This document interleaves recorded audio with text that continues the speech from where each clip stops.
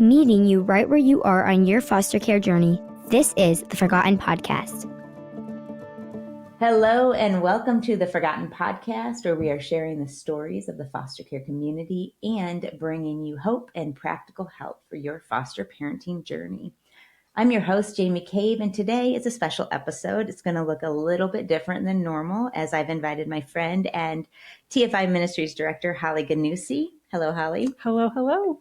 She is coming on to share some more insight on the Advocate program, our advocacy program, and why you may want to consider applying and joining us on mission in this unique and special way.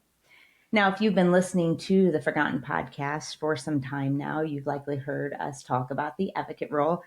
And today we're going to just talk about a little bit more in depth about this role, maybe go over some frequently asked questions, go back a little bit to the beginning and why this role exists and the impact it can make.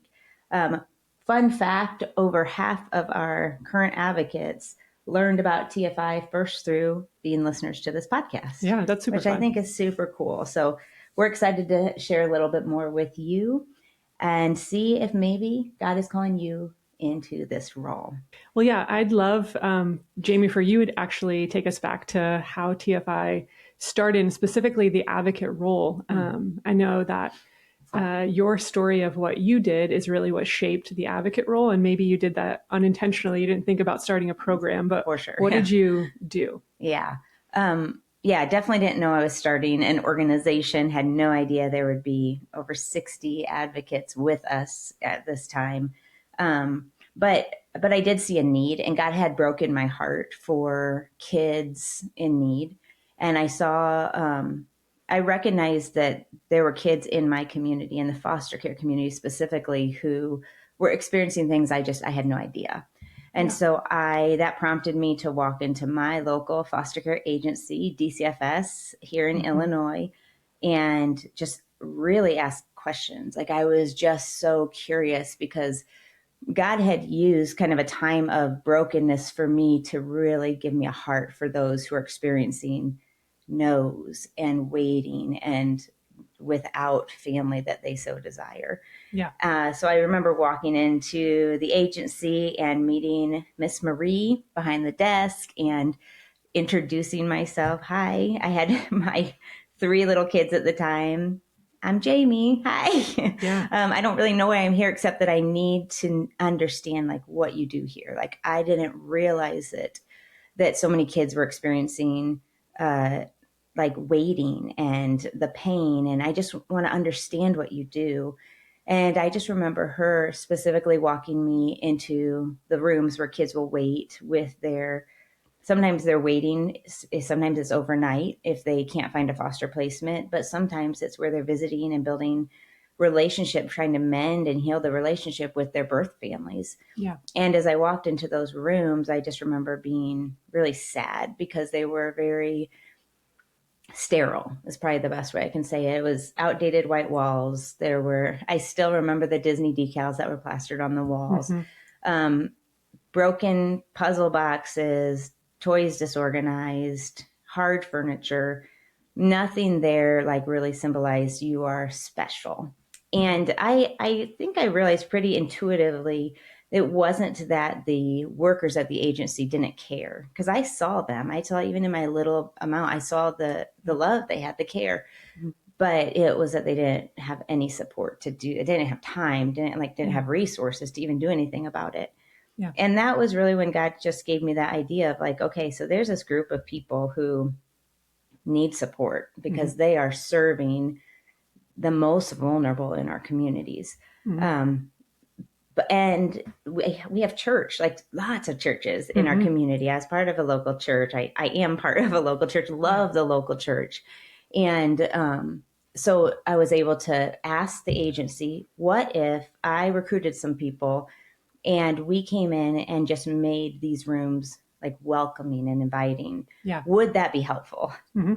And I just remember them being just kind of amazed that we even asked a question, but really grateful and said, yeah, we would love that. And so I went about going to my church family and others in the community and just kind of casting the vision of, if we care for this agency in this way and pouring into the change, creating a beautiful room for kids, these kids will instinctively know that someone's been thinking of them, waiting for them, preparing for them. Yeah. And that experience was really the beginning of what has become the Forgotten Initiative, because what I saw was, again, this community that needs support but doesn't necessarily know where to get it, and a community of churches who we exist to share the love of Jesus with those around us. Mm-hmm. And often are desiring to use our gifts and talents, but just don't know kind of where the need is or how to help. And so I became our first advocate, and I became just a connector between the church and the agency, and learning what the needs were, sharing those needs with the church, and then helping coordinate that effort to get those needs met. Yeah. I think about even my own story. So I studied social work, and as I was looking at like careers to go into, caseworker was not on the list because I saw the reality of the role of, not having maybe support from the community, not having a good reputation in that role, of burnout was high. Workers didn't stay. So I'm like, why would I go into a career where I'm not supported, where I'm feeling isolated, where I maybe the community isn't stepping in ways to support. I mean, it's hard to want to go into something, a career like that. And I just think, like, if I would have known that the church was going to come alongside me in that, it could have made all the difference of wanting to maybe even pursue that. Yeah. And so that's one of the reasons why I love the work that we're doing in the advocate space of just, I think it supports not only the workers who are there, but those who are thinking about going into the work as well. But tell me a little bit then about, I mean, we've been doing this work for 15 years now, almost. Yeah. So what about the advocate role has been the same as your own experience as the first advocate, and what maybe has changed in it? Yeah. Well, I mean, back then, back in the old days, the foster care landscape, quite honestly, was different in the sense of the church involvement. There was not a lot of ministry to the foster care community overall. I'm not saying there was none, because there was, but since that time, I mean, it's drastically different. Praise God. So many ministries that are gospel centered, that are doing amazing work, have started and grown, and are serving the foster care community in various ways. Yeah. So early on, I was like, the whole community, agency workers, foster parents, the birth parents, and the kids are forgotten. And we need to see them and know them and serve them. Yeah. I'm so grateful that it's not the case in the same way. There are like now so many foster parent ministries that really minister and walk with birth families. A lot more resources for kids who've experienced trauma, things like that. Yeah. But what the gap has continued to be across the nation is support for caseworkers, for those who are in the agency. And God had given me such a heart for those workers from the beginning. And our model from the beginning has been about getting to know the agency, being curious, learning from them what the needs are, and then helping the church meet those needs. Yeah. So that stayed from, but since then we have, in the last few years, really honed in even more that we're here to help churches support caseworkers. And some people, might wonder why caseworkers, because they're government employees, or they might be private or state employees. But we just see this role as so pivotal. The caseworker is like the one role who has direct connection with the birth family, the foster family, the children, even the higher ups in the agency, even the judge. And so they hold such a pivotal role in the life of that child, because when they stay and are healthy, kids experience better experience in the foster care the permanency and the rates of permanency and reunification, all of these things are just better. However, when they leave, and often leaving abruptly, that actually can create longer stays for kids in care. It can actually decrease their chance of permanency overall. And that's just a few of the ways a caseworker leaving can impact kids. And so we just find that role incredibly valuable. And those people, the men and women who are in those roles, are made in the image of God. Yeah. They are incredibly valuable as a human. Yeah. And even from the foster parent side, that's a question that we get a lot where people are passionate about more homes for kids and wanting to recruit more foster parents. And the advocate role isn't one where we're going to hand you like specific resources of here's how to recruit foster parents. But we see it over and over that by supporting caseworkers, foster parents are supported as well. And people want to become foster parents. More people want to become foster parents because their caseworkers have support. Because even experientially as a foster parent, how I experience foster care changes when my caseworker changes. With each caseworker, I maybe have more communication or less communication with my caseworker and knowledge about the case. And so even for foster parents, when we can support the caseworker, they benefit. And we've even heard that for bio parents too. I remember an episode on this podcast from a bio parent who said each time they get a new caseworker, it's like restarting. Because they have to prove themselves all over again. Because the new caseworker doesn't know the case as well. They've read it on paper, maybe, but it's different when somebody has walked with you in the journey for years, months or years, and then somebody else comes in. And so I just love that the model hasn't changed with TFI, but we've just honed in more and more on why it really matters that the caseworker is supported. And I'm excited for this kind of next stage of TFI where the church sees that as well. So the model really hasn't changed. The structure of the advocate role, though, has changed. I'd love you to speak to what that looks like, and maybe I'll just add in what it used to look like as you go. Yeah, well, I think not everyone is you, right? If I wouldn't have started the ministry, I wouldn't have started the advocate role because I probably wouldn't have just walked into my agency. That doesn't mean that there's no place for someone who wouldn't just have done what you did to be an advocate. And I think that's kind of what's changed about it is we've added more structure around it so that the role really is open for anyone who maybe just needs additional support of knowing what to do and how to do it. So that's why TFI exists. It doesn't mean like this work can't be done without us. Anyone can walk into their local agency, right? That's what you did. But for those folks that are like, listen, I want to do that with the help of an organization. That's why the program exists. And that's why I just want to say, I'm so thankful for you because I say often TFI wouldn't still exist if it was just me. I mean, God has brought you and others who can bring some of that structure that is needed to scale. And you've said often TFI wouldn't exist if it was just you because we wouldn't have started it. So, I mean, that's just the beauty of team.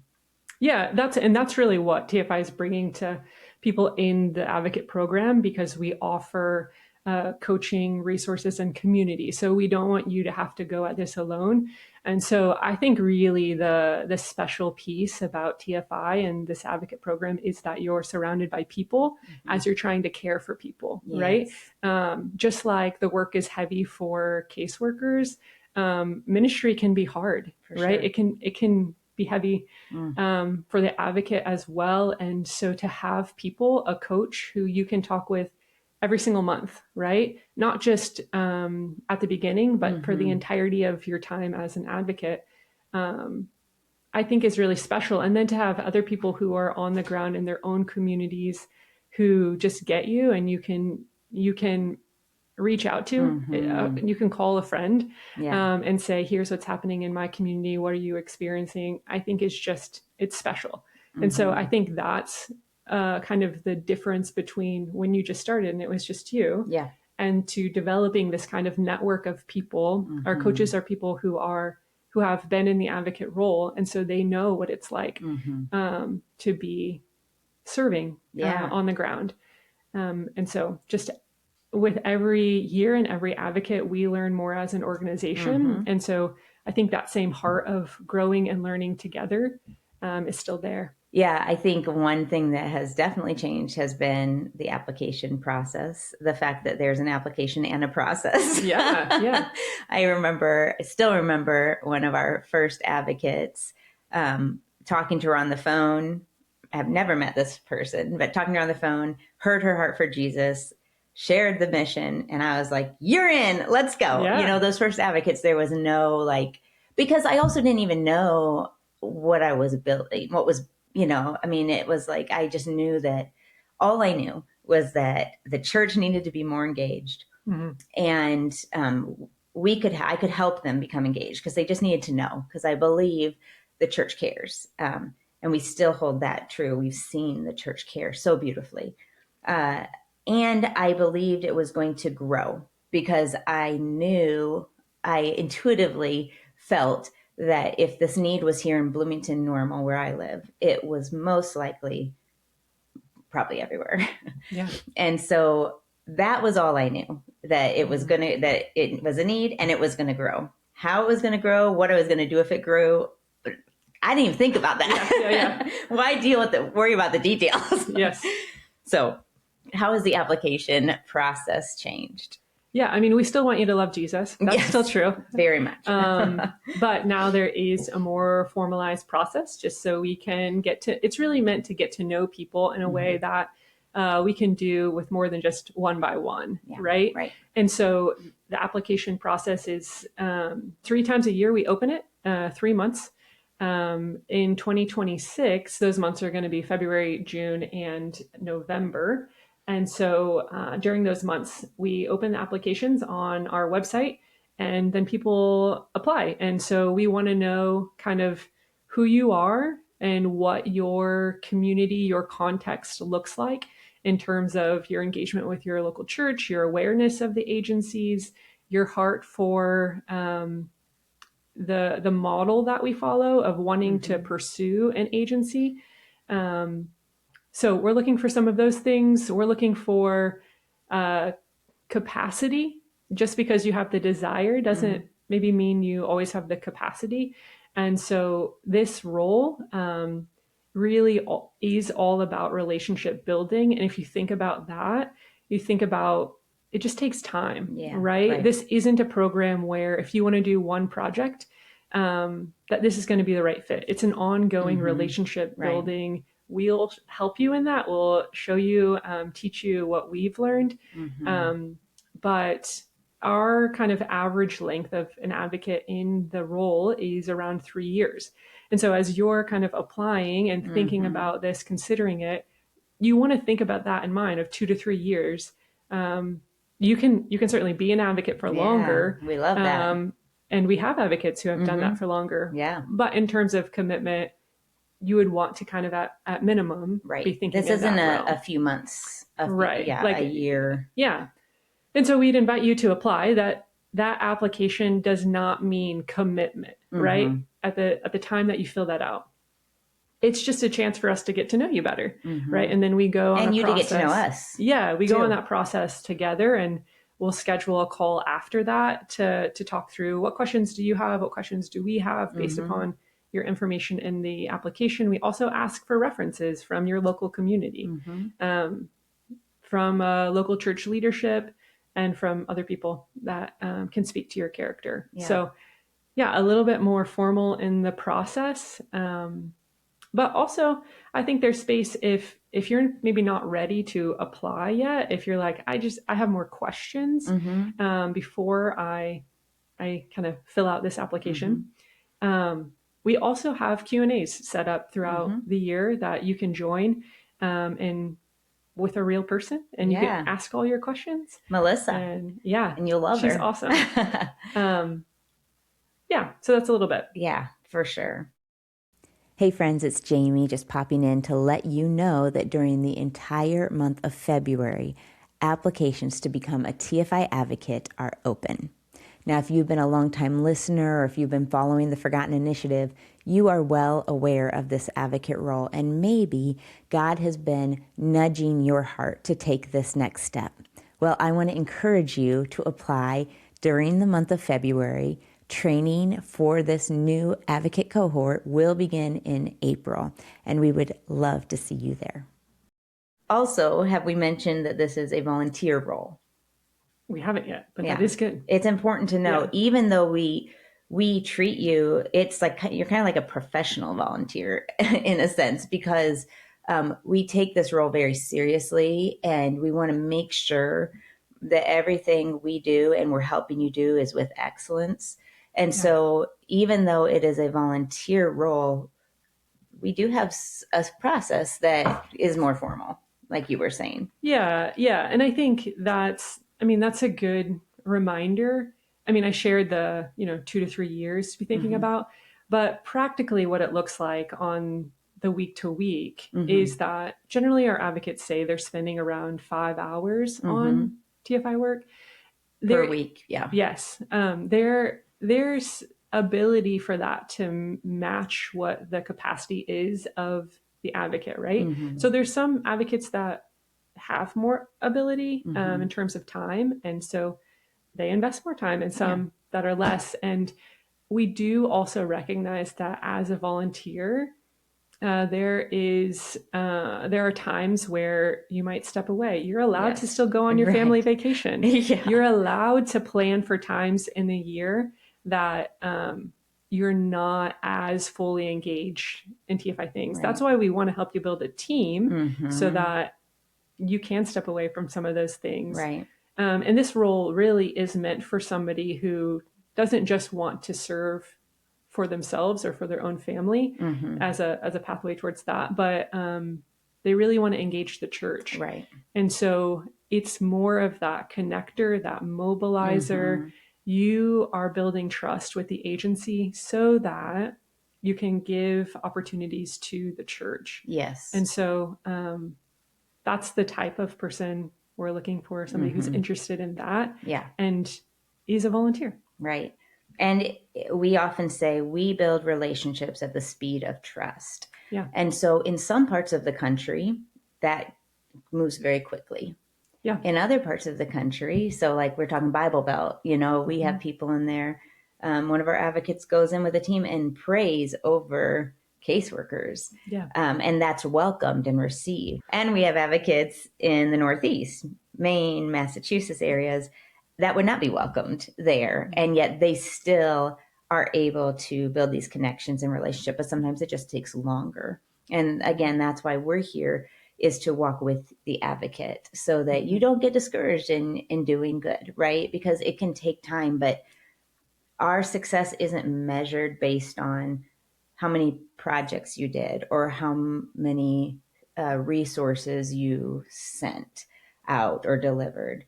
Success is really about building those relationships and about building that trust. And that can be a little bit harder to measure, but it matters really deeply. Yeah, and we hear testimonials from advocates every year about the impact of TFI and how the support really matters for them and getting into the agency and building the trust. We just had an advocate tell us she has the benefit of being employed by her church to lead foster care ministry, and she's been trying to get into the agency for a little bit now. And it was only in this last year, with the help of TFI, that she was able to really start to build that trust with somebody to walk alongside her in this. So they had done a good job of caring for foster families within their church, and now kind of this side of outreach into the community with caseworkers. Now they're starting to get traction for their church. And so I just think that is cool. If your church has foster families, you should lean in and you should support them. And if your church is ready to start serving their community and want to look into foster care, this role is really good for those kind of churches. Yeah. And that's what I love about this role as well, is not only is the church, is the foster care community, the caseworker, and even the families they serve reaping some of the benefits of having the support, but God's people, I mean, the church is being changed. The church is experiencing more of Jesus as they walk with those who are vulnerable and those who have needs. And that's our heart. That's my heart for, and that's our heart for the church and for the foster care community, that they will all experience more of Jesus. And similar to your experience when you first walked into the agency and engaged your community, we just had an advocate who shared recently that same thing kind of happened. They were bringing things for a visitation room, right? The advocate has been in the agency many times, but the people they brought with them from the church hadn't been. And so that experience of seeing the waiting room, of seeing kids in there, really changed the church. And so I think that story feels so cool to me because it's 15 years later and the same reactions are happening and the church is still being changed. And so those people went back to their church and said, we have to be more involved. We have to serve. And that's how it happens, right? The advocate knows and understands. We help them do that. And then they invite other people along in the journey. And then those people invite other people in the journey. Right. And so it doesn't mean your church has to be ready for like, we're going to launch this big thing. Right. But if you are excited and you can get a few people in your church excited, there will be a momentum that comes. Yeah. That's what we see. Yeah. Because awareness leads to action. Yes. Yeah. And the church really does care. Yeah, absolutely. I'd like you to actually lean in a little bit more on what TFI offers the advocate, because I have found that many advocates, after they come on, if I will ask them, like, how's your experience been or things like that, they often say, I had no idea the amount of support I would receive from TFI. Like, I had a kind of an expectation about certain things, but like it's beyond what I ever thought. And they've been really grateful for that. So I'd love for you to just share a little bit more. Yeah. I mean, we talked about being a little more structured than we were at the beginning. But I think with that, the thing that's unexpected is that it is so personal, right? So we have a 3-month training, right? And we'll meet with a new advocate twice a month, one in an individual call and one in a group call. And we'll walk with you on next steps for each month, right? That's the training process. That's right after you're accepted into the advocate program. And that's so personal we're figuring out your community. We're helping you become the expert in your own community. Yeah. But then we don't leave you after that. We move then into coaching of, this is more of a partnership of what kind of questions do you have? What are you running into? How can we continue to help? And so you'll have monthly coaching that you get to continue to be part of. And then we'll add in that community piece of getting to meet with other advocates. And so we host monthly events that you can be part of. And all along the way, we're also resourcing you. So you don't have to become your own 501c3. We'll take care of that for you because we'll handle your accounting processes, for example. You don't have to create your own branding. We have that. Yeah. And donors can literally donate to your area. Our commitment to every advocate is 100% of the money that is donated local stays local, so that it can really help you serve right in your community. Yeah, so we don't fundraise for advocates in their local areas, but any funds that advocates bring in, it stays right there. Yeah. I think that's unique to ministry. Yeah, and we're not asking for any sort of percentage back. Hence the 100%. Yeah. You mentioned the community events monthly, and those are virtual. Yes. But then because we have advocates all over the United States. Yeah. But one of our favorite things we do is an in-person event called the Advocate Retreat. Yes. And that's been going in the early days, it was just, we met up at a conference and we circled up and talked about the year. Now, tell about the Advocate Retreat. Yeah, now it is 3 days, 2 nights, and we invite anyone who is an advocate, plus a spouse or a coordinator, to come and join us. And I think it's really special because you've talked with all of these people throughout the year, but to actually be in the same space is just an encouragement. It To doesn't all of us, to everybody. Yeah, there are moments of joy. There are moments of shared sadness. There is, yeah, it doesn't mean that everything is just, I don't know, rah rah, Hunky dory. Yeah, the whole time. But there are people who genuinely care, and you get to experience that in actual presence. Yeah. What do you love about Advocate Retreat? You've experienced a few of them, so. Yeah. Oh my goodness. To me, it is so incredibly humbling every time to just be like, God, look what you have done. Like, what? Like, we get to be with these people who love you, Lord, and who are all on the same mission together is incredible. And then when we get to hear from the advocates, we'll have different advocates share stories and testimonies, and even just talking to them in person and being able to hug our advocates. All of these things, just it brings it all together. It's kind of those full circle. And so a time just to really like be reignited and get back out there. And so I just love the personal connections with our people. Yeah.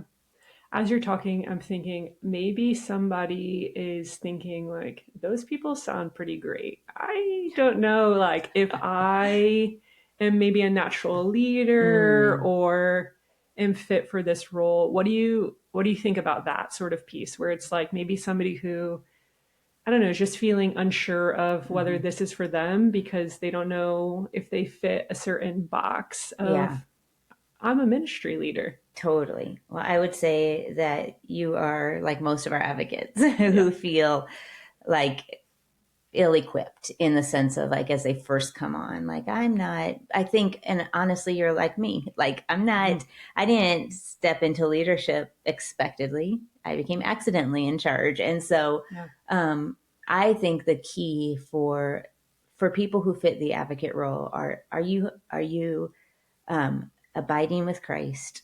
Are you humble? Are you willing to learn? Are you teachable? It's more about do you love the local church? Are you wanting to engage the church in meeting a need? Do you care for people? Like these are more the requirements. It's more the heart. Some of you are going to be out and go speak to your church and feel very comfortable and confident with public speaking. Yeah. Some of you are not. And that is okay. That is where team comes in because we will help you identify your gifts and talents, even if you don't necessarily see them, and kind of what comes naturally to you. And then we can help you think through, okay, what type of a teammate do you need so that you guys can all work together in a way that is more unique to you. So every advocate is different, and that's beautiful. Yeah, I love that you don't have to change who you are to be in the advocate role. Yeah. And people get to show up differently in the way that God has made them. Yeah. Yeah. Yeah. Our advocates, many of them would have never said, I'm a leader, and would still say, oh, I don't know that I'm a leader. And we would say, actually, you are. And it's an important work and you're doing a good job. Yeah. What about another question we get is, do I have to be a foster parent before I become an advocate? Because many of our advocates are current foster parents or former, but we also have a handful that aren't. Yeah, haven't had any connection really with the foster care community. Talk to me more about that. Absolutely. Again, it's really about your willingness to learn and engage. And no, you certainly don't have to be a foster parent. That is challenging to be a foster parent and be an advocate at the same time. And so there's no requirement on that. I think there's a whole lot more we could talk about with this role because this is what we do. I mean, we love to talk about it. We love to think about it. But that's also where our Q&As are excellent. You may have very specific questions now that have come up based on what we have shared. And so we encourage you to sign up for one of those Q&As, which will be in the show notes today, and talk with Melissa and ask your specific questions. But also want you to know that in February, applications will be open for the entire month. Is there anything, Holly, you kind of want to tell advocates as we close out? Tell advocates. Is there anything, Holly, you want to let our listeners know for some things to consider as they think, okay, February applications are open? Yeah, I'm so excited to meet and to talk with you, but also know that this is not the only time that you could apply. So I want to put a little pressure of like, I think if the Lord is calling you, you should apply, right? But also, if timing wise it doesn't work this cycle, don't be discouraged that this is the only one. So again, we have it open 3 times a year. And so think about at what point in the year it makes most sense for you. Is that February? Is that June? Is that November? Right? Each of us have different things that are going on in our lives. And so think about which time makes most sense for you and for your church to start engaging. Again, you're not committing when you apply, and you actually wouldn't start the advocate program until 2 months later. So February, open applications. If you apply in February, you wouldn't actually start the training if you are accepted until April. So think about that with each kind of training cycle of when you would start. But we're excited to meet you and to, explore whether this is the right fit for you. Awesome. Well, we look forward to meeting you, our dear listeners. And Holly, thanks for being on today. Yeah, thanks for having me.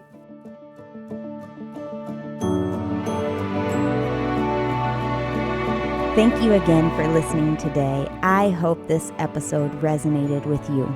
Let us know your thoughts. We really love hearing from you. And as always, if you want to learn more about TFI, catch up on past episodes, read engaging articles, or partner with us on mission with a gift of any amount, head over to theforgotteninitiative.org. And until next time, remember, if you're feeling overwhelmed, misunderstood, or questioning, why am I doing what I'm doing? Remember, you have a whole community here who cares for you. And even more, Jesus is fully able to meet your every need. Lean on Him and find rest in Him today. I look so forward to being together again very soon.